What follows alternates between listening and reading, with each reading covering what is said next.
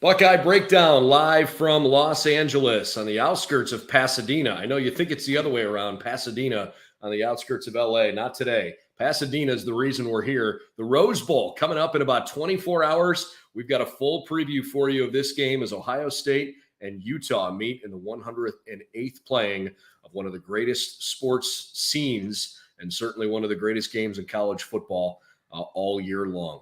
We'll be back in just a second, give you a full preview of Ohio State and Utah coming up next, Buckeye Breakdown. We've got the whole crew together as we cover Ohio State with our instant analysis from Ohio State. There's something that doesn't feel right. Unbelievable effort from him today. Is E.J. Liddell going to crack the first team All Big Ten? I think he can be the guy. I'm not trying to start a quarterback controversy. He seems to have the durability. He certainly has the toughness. This is the question on a lot of people's minds here. Welcome to Buckeye Breakdown. What's going on, everybody? Welcome back to Buckeye Breakdown. I'm Brendan Gulick alongside our coach, Tommy Zagorski. I've got this glow behind me, which I had to leave the window open, not because you think I'm angelic and it looks like I've got a halo. I'm sure that probably resonated a little bit. No, the sun is out for the first time in well over 48 hours here in Los Angeles. It's been miserable weather, but from literally this morning on, it's supposed to be sunny, a little cool, but we're going to have good weather for the Rose Bowl game this weekend. Coach, is it too early to wish you Happy New Year? No, it's already Happy New Year in certain aspects of the globe that we're in right now. So Happy New Year to you and all those joining us today. We have a lot to be thankful for, and I think that's what New Year's is about. New Year's is about football and about gratitude. Two great things that celebrate who we are as people and really a manifestation of what the year had and the hope and the optimism of the up-and-coming one. 2022, we're certainly hopeful is going to be a good year, and it could start with a great note with an Ohio State victory. And that's not going to be something easily come by, I would think. I guess I'll just say up front, I'd be surprised if Ohio State doesn't win this game because I think they're the better team, but I expect this to be a very tough contest.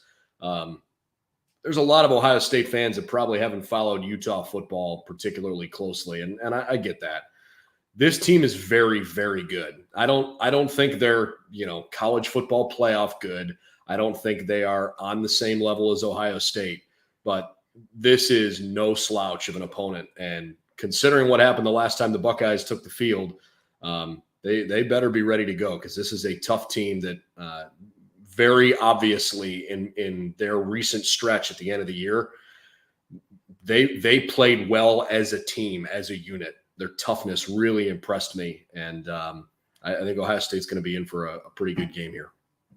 Yeah, Brendan, you're talking about two teams that are trending in different directions. We don't know what direction the Buckeyes are trending after what happened in Ann Arbor, which seems like almost a month ago now. But now you look back and you look at this Utah team who has just overcome adversity all season long. I know a lot of people have read about this, the burial of of multiple players in their program, to have death around the program, to start off 1-2, to lose to a mid-major team like San Diego State, who at the time we didn't know was going to be such a great team as the year went on, and really just kind of found themselves throughout this and were able to really work together. And I think that's one of the things you see about this team. Kyle Whittingham, he's a player-led program.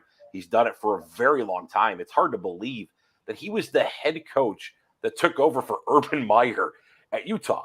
I mean, to think about it, he had been there for almost 8 years. Urban comes in. He's a DC for 2 years. He talked about it today in his press conference, talking about how he thought he was the guy for that job. And then 2 years later, he does become the guy for that job and really helps the maturation and really is Utah football for really the past 15 years, the third longest tenured coach in FBS football. So it's a team that has a lot of experience, not only on the roster because some of the players are a little bit older, but also a coach that's been there in a lot of different ways, but really excited to be able to kick off in Pasadena. Before we dive into the matchup, I mean, there's a lot of things that people have been talking about all week that we just can't ignore if we're going to give a good preview of the game. First and foremost, I think a lot of Ohio State fans are wrestling with, how seriously to take this game because we've created this system in college football where we have a playoff, you decide the national champion on the field. And so there is this thought process now that we're 8 college football playoff cycles in. The Buckeyes have been in 4, And the 4 that they've missed, including this year, they've never been ranked lower than 8th. So they've always been at least in the conversation to get in the playoff if they haven't made it. And I think it's unavoidable to at least, acknowledge that these games, when they're not the college football playoff and you're trying to win a national championship, I don't think these games have quite the same meaning that they used to. But I also don't render them meaningless by any stretch. The Rose Bowl is one of my favorite events in sports. I love it. I've watched it every year. I think the setting, the scenery, it's just amazing. And the fact that it's New Year's Day feels so appropriate to start the year with a game like that. And it's really cool that Ohio State gets a chance to play in it. But in talking with a number of the players this week, I mean, Zia, and I asked Coach Day about this at the press conference. I thought he gave an interesting answer. A lot of these guys said, hey, look, I didn't watch a lot of college football growing up. I didn't watch the Rose Bowl in particular. I don't have any Rose Bowl memories. And it makes you wonder how many guys like playing football versus how many guys like being football players. And I know that's a really hard thing for coaches in recruiting to try and wrap your hands around, because you want guys that like playing football if you're going to build a good team. I toss it to you saying, I think Utah has a bunch of dudes that like playing football, and that's why they've had a really good year. I think Ohio State has a mix of both, if I'm being realistic about it. But their talent is so much better than most teams they play against. They're usually able to win games. I hope that the guys take this opportunity with the seriousness that it deserves and with the celebration that it deserves, because this is a special place. Brennan, it's a different time. It's a different type of athlete you recruit these days. And I've had the privilege of recruiting guys as the Division III level up to the SEC level and everywhere in between. And it's amazing when you ask guys, why do you play the game? And a lot of the answers are, I was just good at it. I just did, or I was good at basketball. I was good at this, and football seemed my way for me to provide for myself and my family and what I was going to do. And I think sometimes when you look at like rosters, like the Utah roster that's got the 2 stars and 3-star guys, and not the 4 and 5-star guys, they're guys that just like playing football a lot of times, and they're guys that like embrace it. They love being around it. It's one of those things where I think as you see this team grow and you watch them develop, as Utah did this season, it was because, like you said, they like playing football. A lot of guys nowadays, they don't look around and see this, watch even TV, because they have these. This is what they look at. They look at highlights. They look at videos. It's an instant culture. It's things that just come to you. It's snap, snap, snap. And a lot of times that's how you have to coach. You have to coach that way at times. You have to, hey, snap decision, quick decision, make it happen. These players also are in a weird time in the history of college football, because what I think you're going to see going forward, this won't be this year, but I think going forward, you're going to see these games that have whatever sponsorship it is, they're going to start paying these players to play in this game. And the reason it is because there's so much money sitting out there. And I know you and I talked off, you and I texted back and forth earlier in the week. We found out which Buckeyes weren't playing in this game. And one of the things that I said, I go, the Wyatt Davis effect. Those guys watched a guy who was a maybe first, second day draft pick get hurt while playing for the team that he loves. And no one's ever going to take away what he did for Ohio State. He was a phenomenal player. He was a great leader. He came from St. John Bosco all the way in California and really was a Buckeye and bought in and did all that. But to watch him carted off the field in his last moments as a Buckeye, that's hard for those guys to see. And watch the money that goes out of the window. And for you and I, who have nothing else here, we look at it and go, God, I get to play in the Rose Bowl? Like, what an event. Growing up as a kid, like on New Year's Day, my family you went to Mass to go, for the Blessed Mother, which isn't even a holy day of obligation this year. We'll talk about that at another time. But then you bring into the fact you're going to have sauerkraut, you're going to have sausage, you're going to have some sort of pork for good luck, and the Rose Bowl is going to come on. And your mom, who wasn't even a football fan, had the Rose Bowl parade on in the morning. The Rose Bowl was just like an event, in a lot of households growing up, and it's not that anymore because people don't really have traditional cable television. It's streaming devices. It's all these different things you have. Everyone's got their own device. People will sit in a room together and don't even watch the same thing. And I think that's what you see with this football. And you see that a lot with these guys. That's why it's so important where Ryan Day and Kyle Whittingham and coaches across America have to be able to grab their players, have them grow together for one common bond. But, I kind of opened up a can of worms when I talked about that money. But what I think you're going to see is that sponsorship. You're going to see whoever's – I don't even know who's sponsoring the Rose Bowl this year. Who's the – Capital One. Capital One.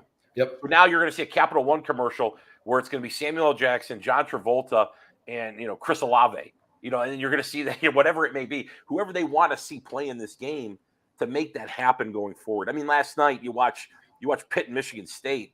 It was, the two guys that you want to tune in to watch aren't playing.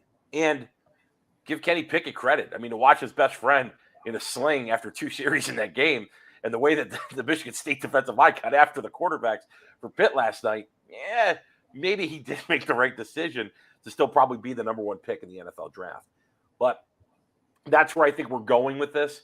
I don't disagree with it. There's a lot of money at stake. If these players can make money off it, I completely agree. But there are people out there, I'm not taking away from. I loved watching Chris Olave play. Would I love to see him play one more time for Ohio State? Absolutely. Garrett Wilson, 100%. Haskell Garrett, the Polynesian Player of the Year. I mean, what a great honor for him in his final time as an Ohio State Buckeye. To watch these guys be able to play one more time for Ohio State, it would be really, really special. But also, you have to take into account that there's something more to it than just playing in a bowl game. And, I have an old coaching buddy, and I'll kick it back to you, but a guy that who coaches in the NFL now. And I remember he was a GA at a SEC school, and they're getting ready to play in a bowl game. And he and I weren't coaching at the same school, and he goes, yeah, it's just a bowl game. Who cares if we win? And I'm going to tell you something. I got to win the 2015 Outback Bowl, the 30th Outback Bowl that ever existed, beating up Northwestern 45-6. I take a lot of pride in that. That ring, I don't wear the ring. I'm not that guy, but, I have the ring. It's something that's important. You want to have that the rest of your life. And I think that's something that's really important. It's fun to see that when, you look at their stud linebacker, you're going to be probably a top 10 pick, plays in the game, and that's where you kind of get that vibe where it's these guys love each other and they love football. That's the other thing. They love each other. And that's what you got coming in with this Utah Ute team. And so I think bowl games still have meaning, especially for the teams that are, struggling. They're building a program, working towards something. If you have 6, 7, 8 wins, and frankly, maybe even 9 wins, winning a bowl game can really help. I mean, and it can be a great benchmark for what you're trying to achieve as you're building something. I just think the bowl games mean a little bit less for the teams that have well past that part of their program. For the teams that are, if they don't make a bowl game, somebody's getting fired because it's so embarrassing. For the teams that are consistently top 10 in the country and trying to, to compete for a national championship and get into the college football playoff. To your point on paying players as a sponsor for a game, I think that's a great way to maybe kickstart this thing. I wonder where that company draws the line. Where does Capital One draw the line and say, again, this is hypothetical, we want Chris Olave, we want Garrett Wilson to play, but, no problem, Nick Petit-Frere or Haskell Garrett, thanks. But, if you guys decide to opt out, that is what it is. Where is that line drawn? As a company, I guess they'd be entitled to spend their money the way they want to and where they want to. Maybe that would allow for some of these players to not opt out. I think the bigger challenge here is that because college football is changing so much, before this year, there was no name, image, and likeness. And so the whole thought process around opting out of a game was there's tens of thousands of high school football players across the country, maybe more than that. I know there's at least tens of thousands. And a few % of them play college football. And of those, a fraction of them play Division I college football. And then of the guys that are playing D1 football, an extremely small percentage of them get a chance to play professionally, let alone make life-changing money. And so you start looking at holy crap, how far I've come and how close I am to making life-changing, money for my family and for my kids and maybe even their kids.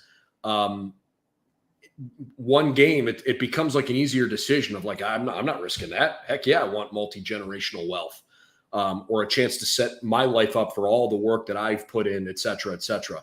Now with name, image, and likeness, I think it lessens that a little bit, but the dream for a lot of these kids is still to play in the NFL and to be a first-round pick. So even though the money part of it isn't maybe the same driving factor, it's still a big factor. And I think you have a great idea. I mentioned that the other day too. I like that. Maybe the presenting sponsor of bowl games may have to start forking over some cash if they want certain players to play in those games. No, it just makes sense. I mean, you're cashing in on this bowl game. The reason you're doing it is because, like you said, Capital One wants to be associated with it. Like I remember, I think PlayStation had bowl game. Everyone's got these different bowl games, and one of the things that you see how important it is for your program. Look at Dabo Swinney. Dabo Swinney's won 2 national titles. In this era that we're in right now, he rallied his team to play in the Cheez-It Bowl the other night. The historic Cheez-It Bowl. And got Cheez-Its put all over him and everything else. But that game meant a lot to his program, and it meant a lot to those guys because they had not fulfilled so many promises to each other. For them to win 10 games and end the season with a ring and everything else that comes with that, it changes your whole perspective for your offseason. You talk about a catalyst for a program. You go win this game like Purdue last night. Purdue goes and beats Tennessee, and they go beat Tennessee in this like unbelievable, like I don't know what you want, arena football shootout thing that was like the second half of that game. That game was wild. I mean, insane amounts of lack of defense and just offense is just going, all right, here we go. I'll go special. Boom. There, bam. I mean, just throwing bombs. It was just like back and forth, back and forth. It was like a heavyweight boxing match. And to have it end the way it ended, there's some controversy. But for a Purdue team who now goes 9-4, talk about the offseason in West Lafayette now. Talk about the building blocks you have going forward and the excitement around your team. When those kids walk into the facility for the rest of the spring and the rest of their lives, they put a trophy in that building. And I think that's what you have to be able to have, where Ryan Day's going to talk to these guys. There's a lot of disappointment in Ohio State because they're not playing, they're not playing today. And that's what everybody thought. They're going to play today. They're not playing today. Well, guess what? That happened. And that's what the sport teaches us. The sport teaches us there's a lot of things in life you can't change. What's happened has happened. All you can control is what's in front of you. And what's in front of them is an incredible opportunity. I mean, to think about this, it's going from, you went from dating Miss America to Miss California. I mean, that's what literally that's what a setback. Oh, goodness gracious. I'm still dating a supermodel. I'm still dating this beauty pageant queen.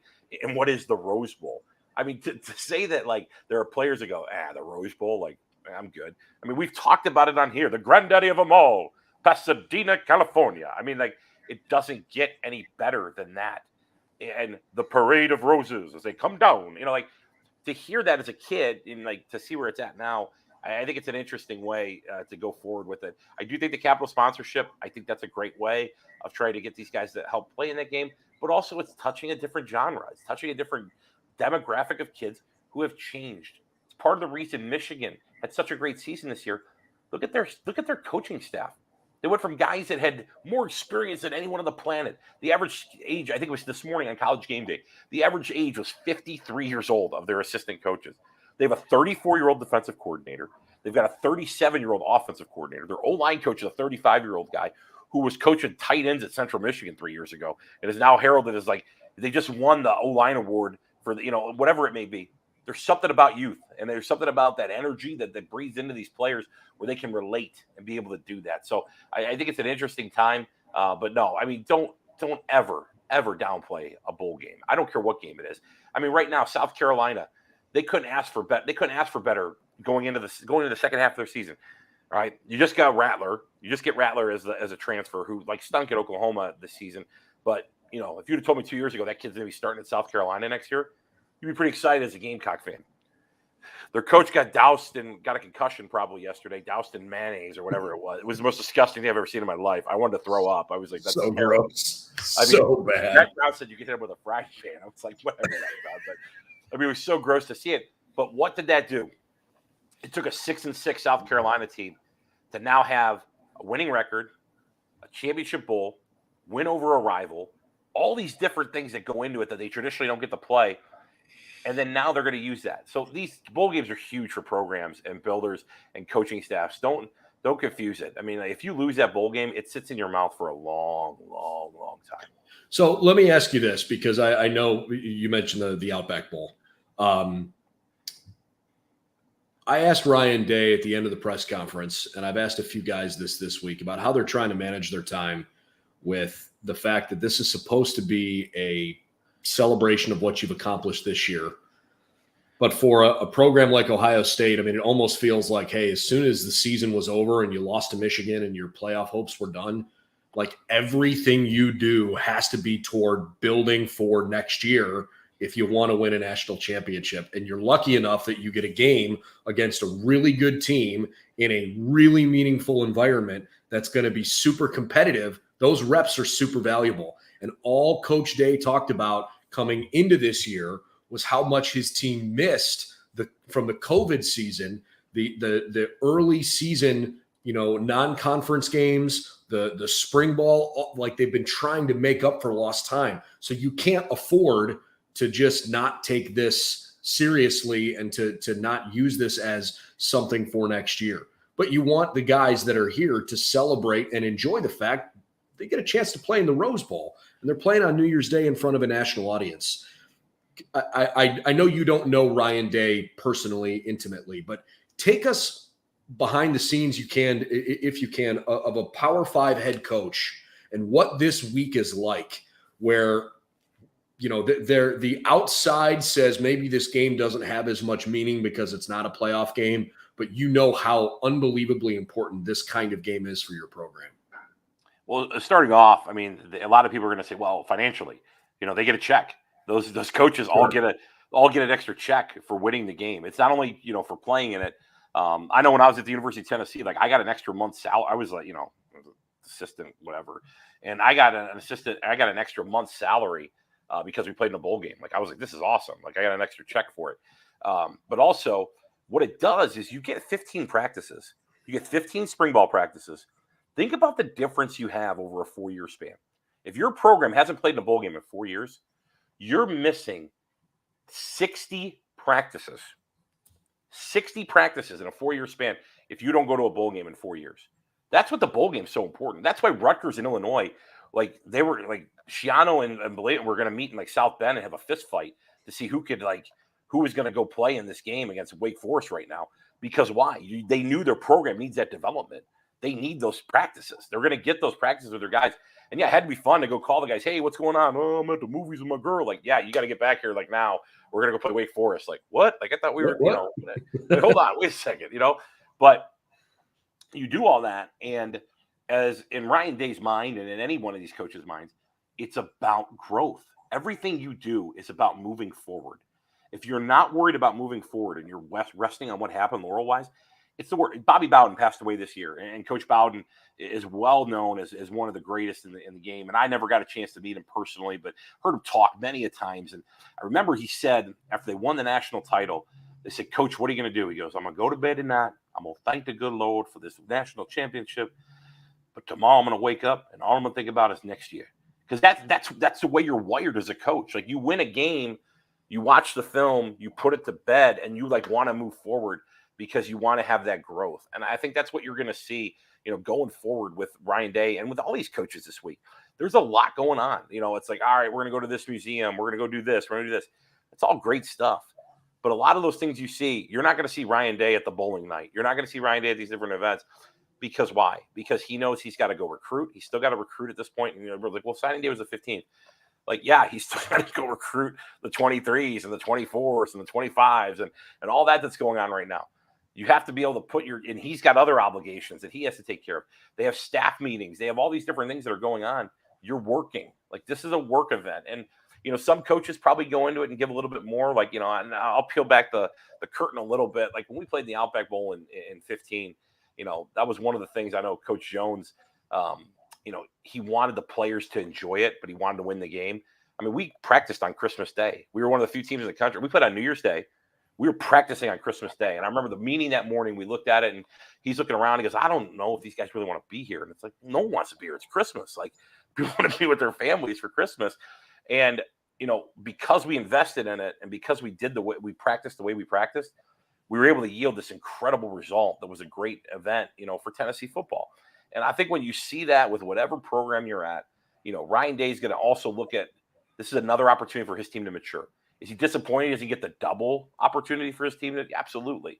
I mean, that's why Nick Saban's where Nick Saban's at. Like, these guys are in the playoff every single year, and it's part of who they are.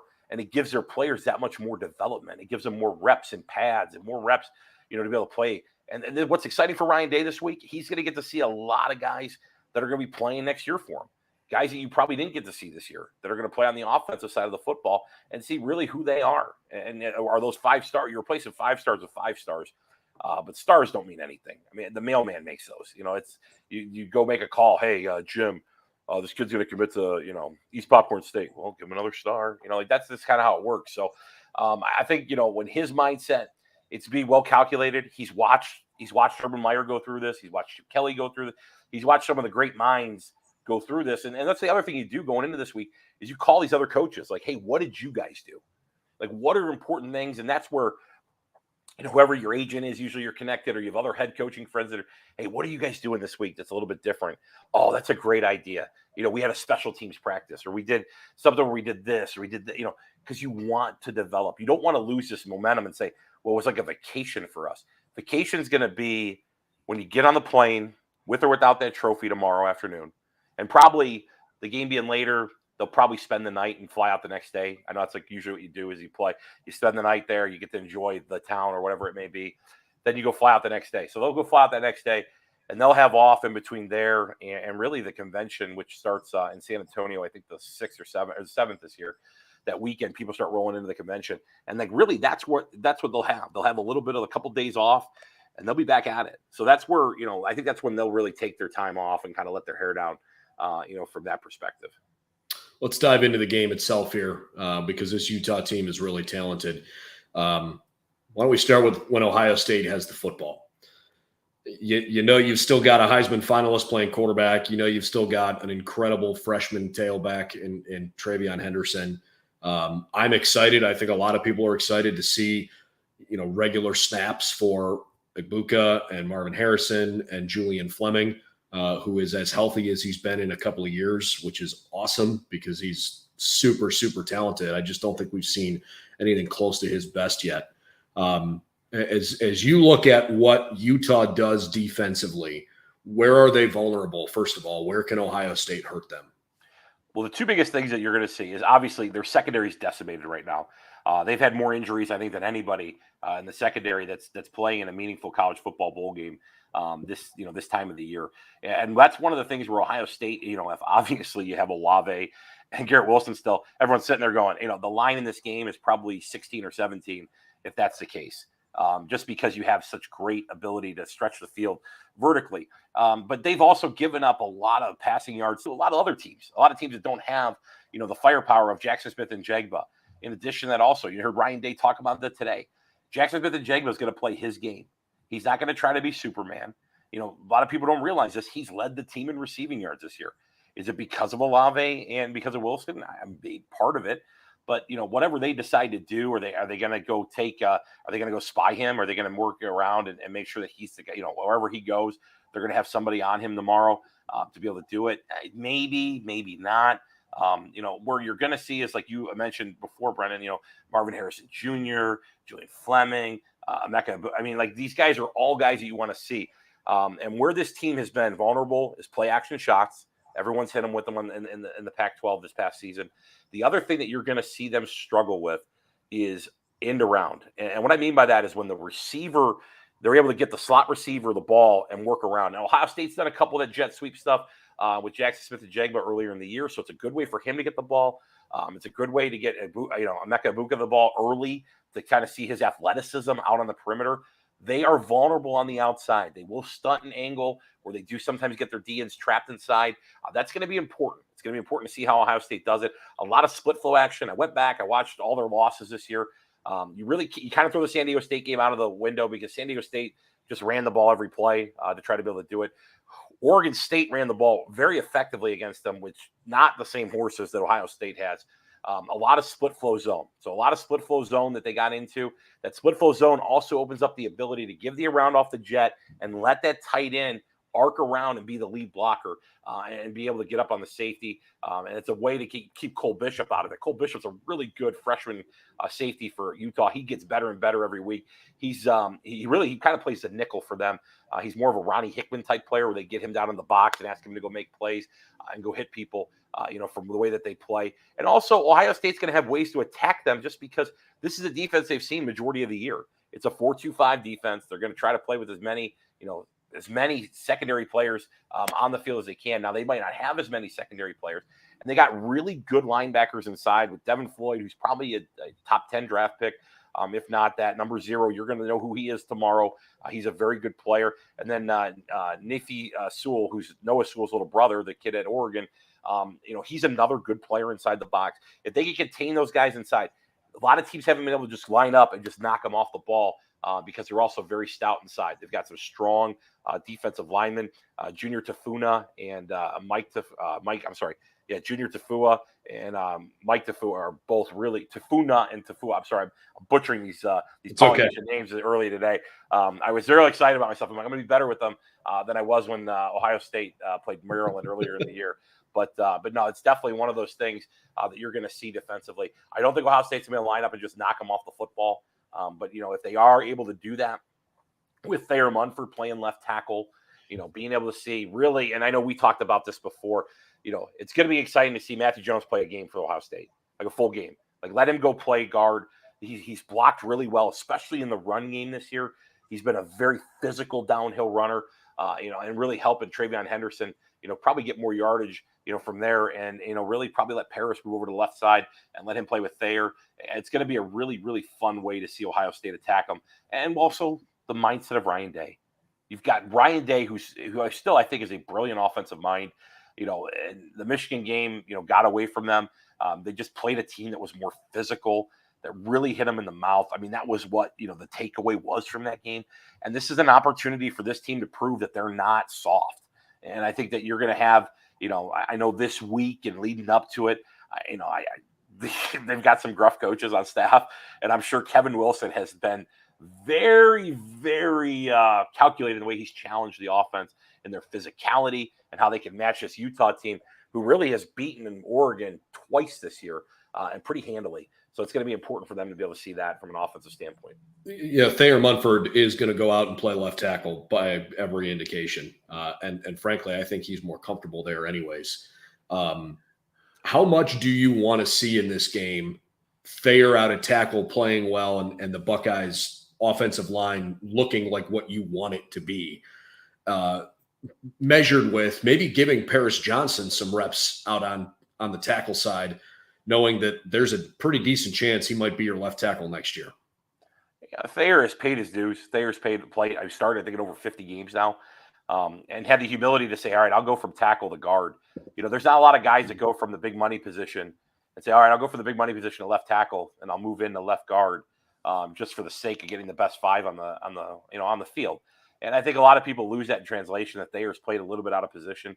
Will he play guard in the NFL? Potentially. I don't know. There's so many different projections out there.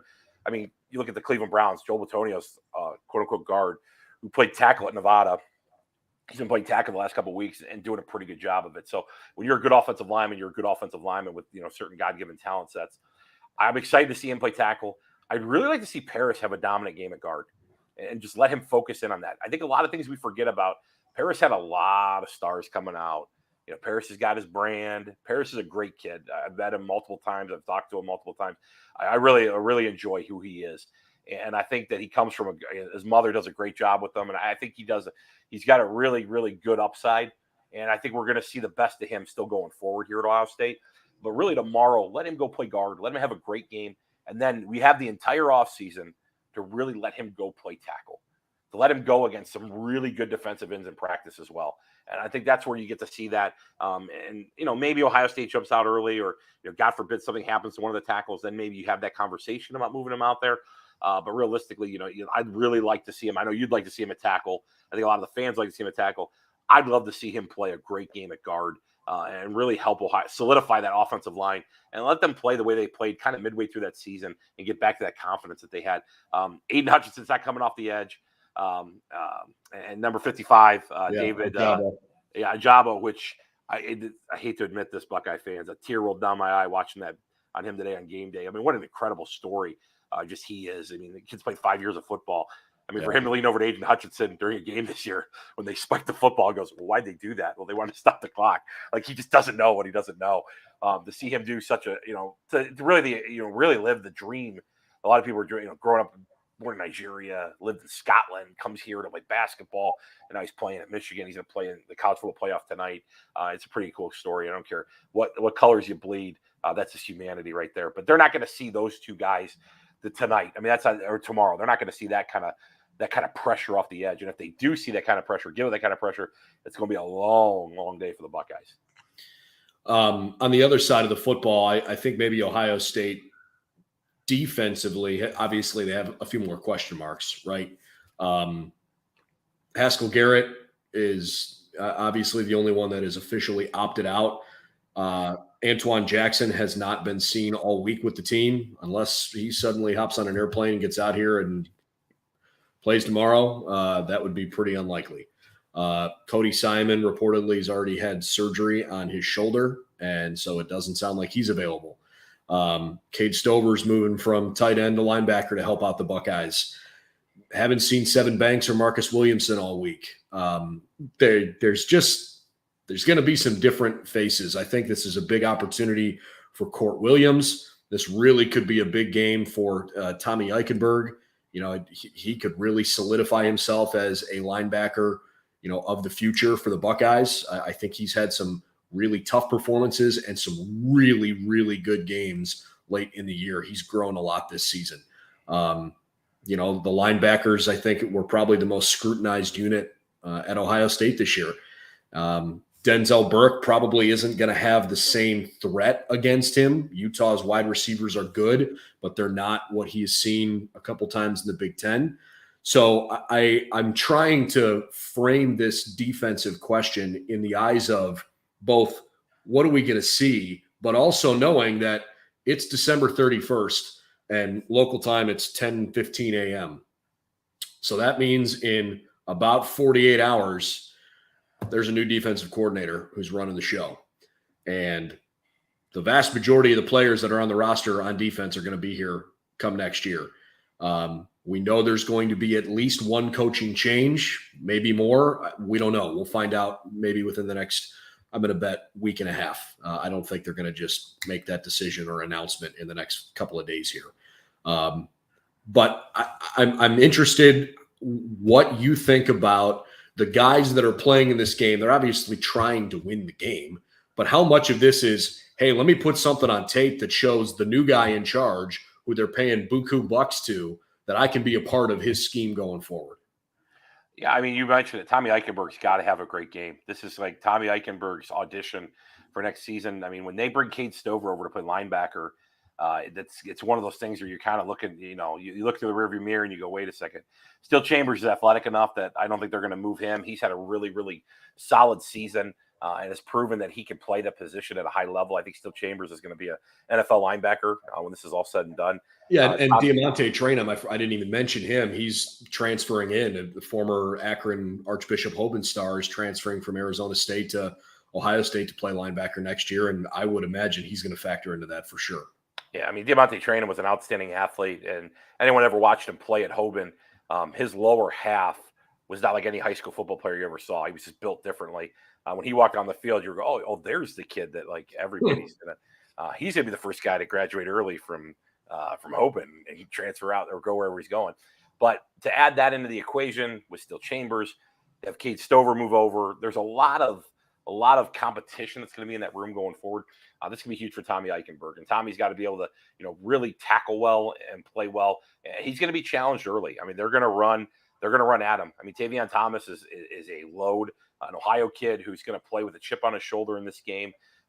Being a Dunbar kid who got passed over by the Buckeyes, was originally committed to Oklahoma, had some academic issues. somehow the academic institution is the University of Cincinnati was able to get him in out of high school, which I just don't know That how. was extremely well phrased. The academic institution that is. So some magical ways to get him as opposed to the football power that is. And past the clearinghouse and all that good stuff, and was able to work his way, right down 75 into the bosom of the Queen City. But then ends up going to a JUCO and then comes back out, and still there were a lot of question marks. And Utah took a shot on him that a lot of people wouldn't, and it's paid off for him. I think he's got 20 some touchdowns on the season. He's going to be somebody that's going to run at these guys all night long. When he gets rolling, he's special. He could be a very dynamic back. He's not Travion Henderson, but he's a big back. They've also got the ability, to run the football with the quarterback. Cam Rising is a really, really talented, gritty player who's not going to throw the ball all over the place on you. If he does, then you're really having a bad night. He's going to try to get to those tight ends, but that's where Eichenberg's going to be able to do that. And also, they're going to ask him and Steele Chambers as well. And you mentioned Denzel Burke earlier. He's going to have to get out on the perimeter. Some of those screens we saw with some of the bigger tight end teams earlier midway through the season, the Buckeyes struggled with. Don't be shocked to see Utah do this. There's nobody in college football that spends more time in 12 personnel. That's, one running back with two tight ends. There's no team in college football there. I think they're in 13 personnel either. I mean, they're in multiple tight end sets over 70% of the time during the season. You watch them. I mean, they just want to create gaps. They want to punch you in the face. They want to control the clock. They want to keep their defense off the field.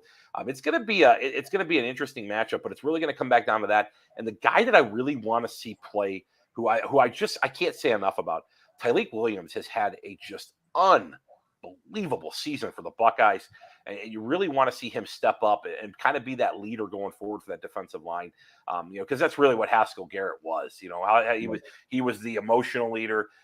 He probably did more with his mouth than his play at some points throughout the season, and that's not a knock on him. His legacy at Ohio State, he's been a phenomenal player.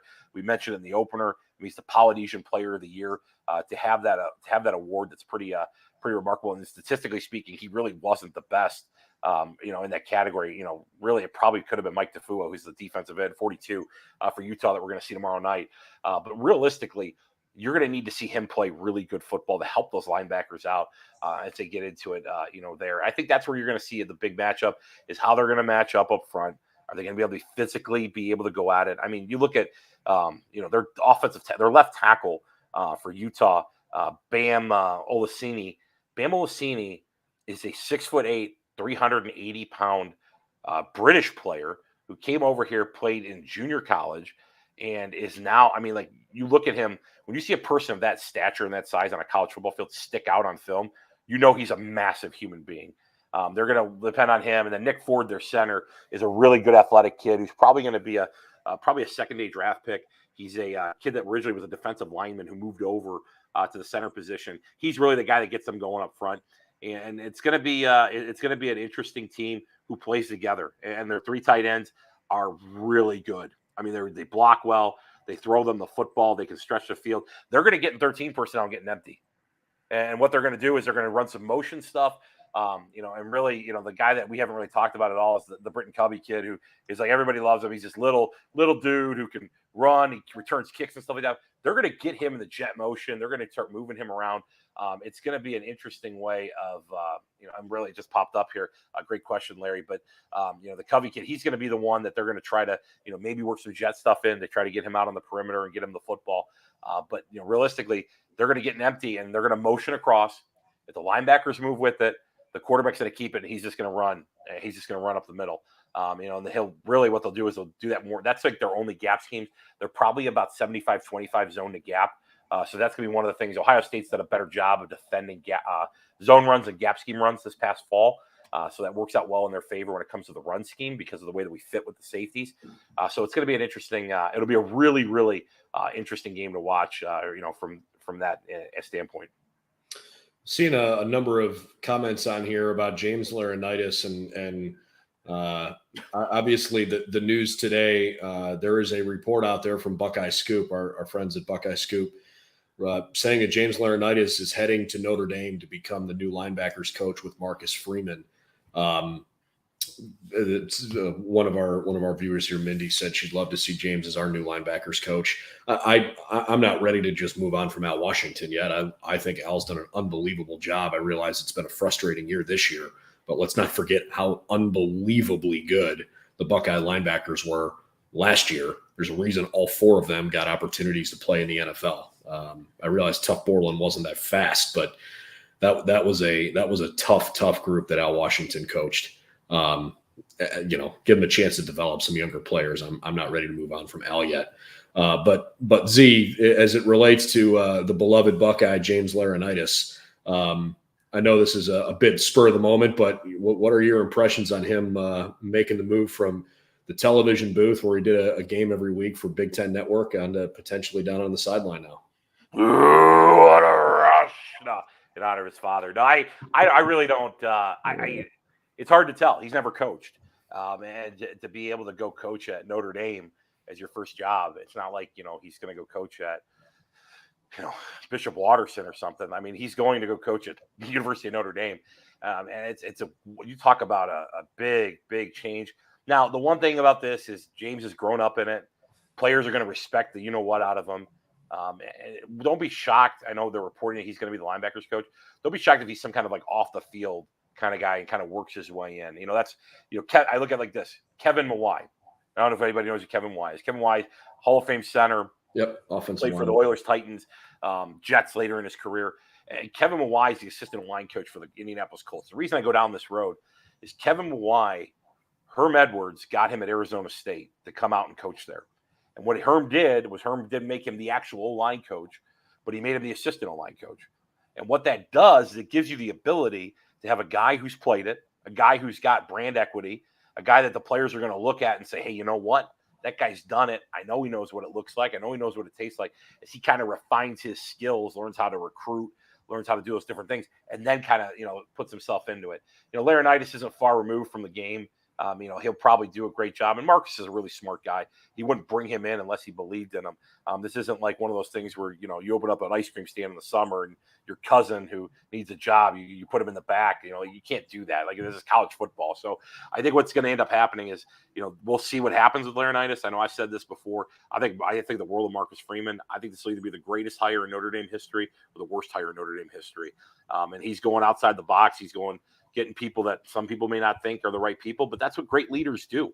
Great leaders find people that maybe don't have the resume, that don't have the right, look that you're looking for, and you bring them in, and what happens? They develop and they grow and they make your organization better. So, obviously as an Ohio State, fan and someone that enjoys Ohio State, you hope Laurinaitis and Marcus Freeman are able to work together well and really get that linebacker room going in South Bend. But, not Al Washington, I would not close the page on Al Washington. Al has lived in this profession for a number of years. Ryan Day would not have him coaching linebackers if he was not the right guy. I have no intel in the building. I'd be shocked if Al Washington was the guy that they move after they go forward with this. I mean, Al's coached on both sides of the ball. He coached running backs at Boston College at one point.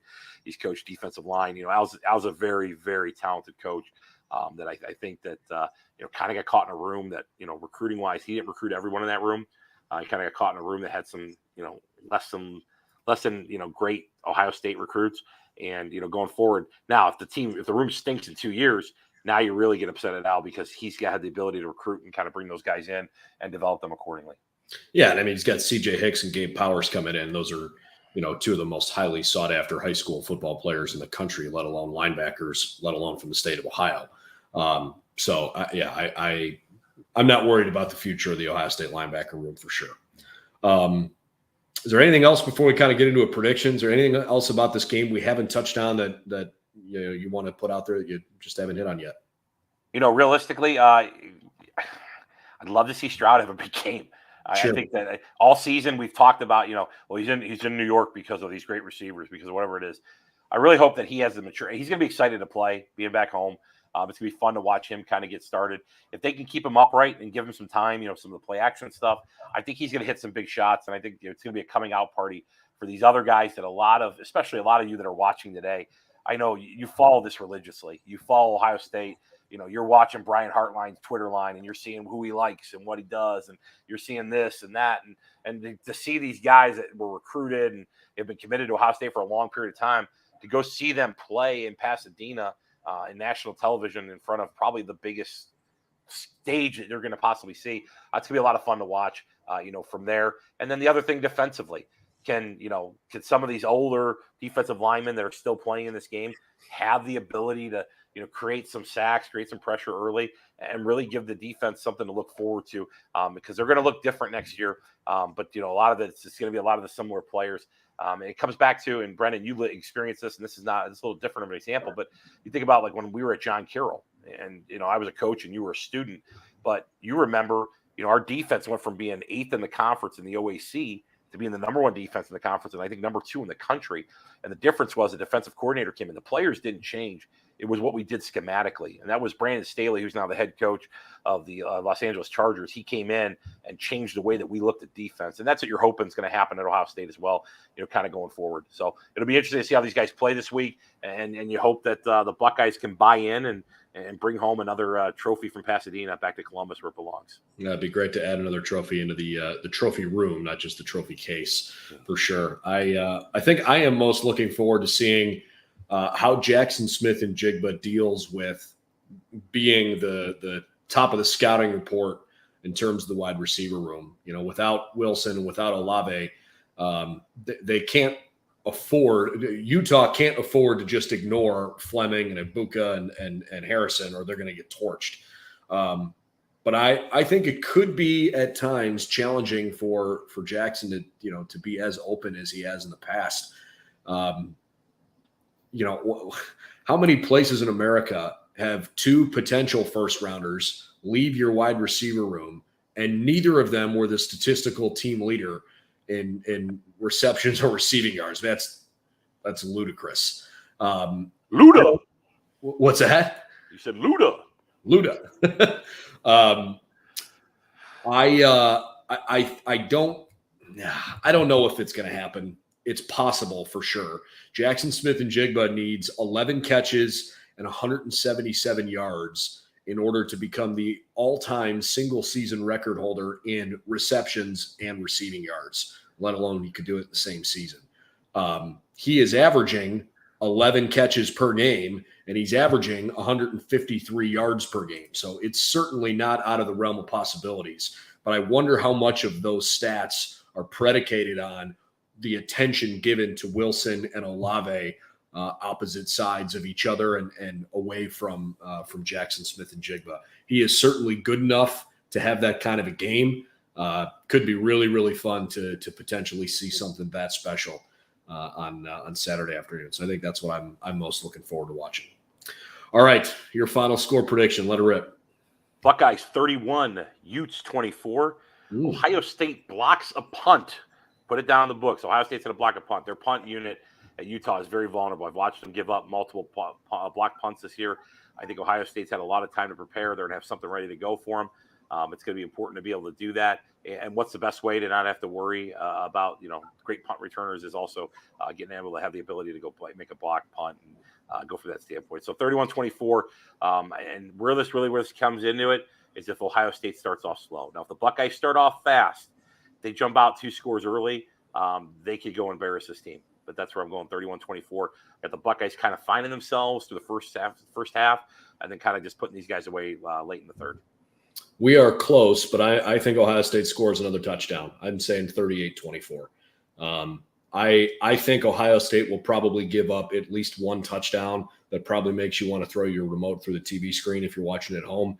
I just have a feeling that there's going to be at least one play where you're like, you've got to be kidding me. But I also don't think Utah defensively has seen an offense. I know they beat Oregon twice. I know Oregon beat the Buckeyes. I don't care. I don't think they have seen an offense as capable as Ohio State. There's a reason why the Buckeyes all year long, literally all season long, have had the number 1 offense in the country. They lead the country in scoring. They lead the country in total offensive yards. They've had a ridiculous number of weapons. And even though Wilson and Olave are not playing, I just don't expect a drop off. I think Utah, because of the way they play offensively, they're probably going to limit Ohio State's possessions a little bit. Z, I know we talked about this before we went on the air. Utah also reminds me a little bit of Minnesota. And I think when you look back at that game, Minnesota had 42 minutes time of possession to Ohio State's 18 minutes. I'd be surprised if it was quite that large of a gap on Saturday. But I do think the way Utah plays offensively, they're going to eat some clock. So unless Ohio State has a defensive score, which they've had a bunch this year, or a special teams touchdown, I think it's going to be hard for them to get to that 45-point number that they've basically been averaging per game. But I certainly think a 5 touchdown and maybe a field goal performance is in the card. So I'm going 38-24. There you go. All right, before we wrap up, who's going to win the college football playoff games tonight? All right, I've got Roll Tide. I would love to see Cincinnati win. I love Fick. I love everything about it. I love Sauce. I love Deer and Beavers. I love everything at Desmond Ritter. I love the whole thing that is Cincinnati. I think it's great for college football, but Alabama is different DNA. I think they're going to end up pulling away a little bit. I know, and then tonight, I got emotional talking about the Michigan defense. I don't know where that came from earlier in the show today, but I'm gonna take Georgia. I think, unfortunately, it's gonna be another replay of an SEC championship game, which for America it's probably not great. As an Ohio State fan, you definitely want to see Georgia win. You never want to see Michigan have any success. But honest to God, I think it'll be Georgia. I think Michigan keeps it close at the beginning because they can run the football, but I think Georgia's just got too many weapons at the end of the day, and I think it's going to be Georgia and Alabama that are going to see each other, next Monday. I concur. I love Cincinnati, and I'm rooting hard for them, but I don't know if they're climbing that Mount Everest. And on the Georgia-Michigan side, I think Michigan's going to play a really tight game with them. Michigan does a good job of not veering away from who they are. They run the football, but they throw just enough wrinkles into things that make you think like, hey, this, you got to respect McNamara's ability to come off the bench. McCarthy's ability to come off the bench and just do something a little different. If Cade McNamara avoids turning the football over, and largely this season he hasn't, I think they can hang around. I just don't think they're going to have the same success running the ball because I think Georgia's rush defense is the real deal. I know Alabama pushed them around, man, but that's that front 6 or 7 guys. They're nasty. I'd be really surprised if Michigan can run the football as effectively against Georgia as they did against the Buckeyes. So I also think it's going to be an SEC title rematch, but we'll find out. We'll know later tonight on that one, and hopefully there's a big Buckeye smile on everybody's face tomorrow morning, both because of what happened tonight and because of what hopefully will happen tomorrow. All right, man. Happy New Year. Thanks for jumping on, and look forward to chatting post-game tomorrow, and hopefully this is a great start to 2022 for Ohio State. Absolutely, Brendan. Appreciate it. All right. Buckeye Breakdown available on our YouTube channel, all of our social media channels. We certainly appreciate your support. All the latest news and information on Ohio State football over on BuckeyesNow.com. For Tommy Zagorski, I'm Brendan Gulick. Hope to see you real soon. Enjoy the Rose Bowl, Ohio State and Utah from Pasadena tomorrow. We've got the whole crew together as we cover Ohio State with our instant analysis from Ohio State. There's something that doesn't feel right. Unbelievable effort from him today. Is E.J. Liddell going to crack the first team All Big Ten? I think he can be the guy. I'm not trying to start a quarterback controversy. He seems to have the durability. He certainly has the toughness. This is the question on a lot of people's minds here. Welcome to Buckeye Breakdown.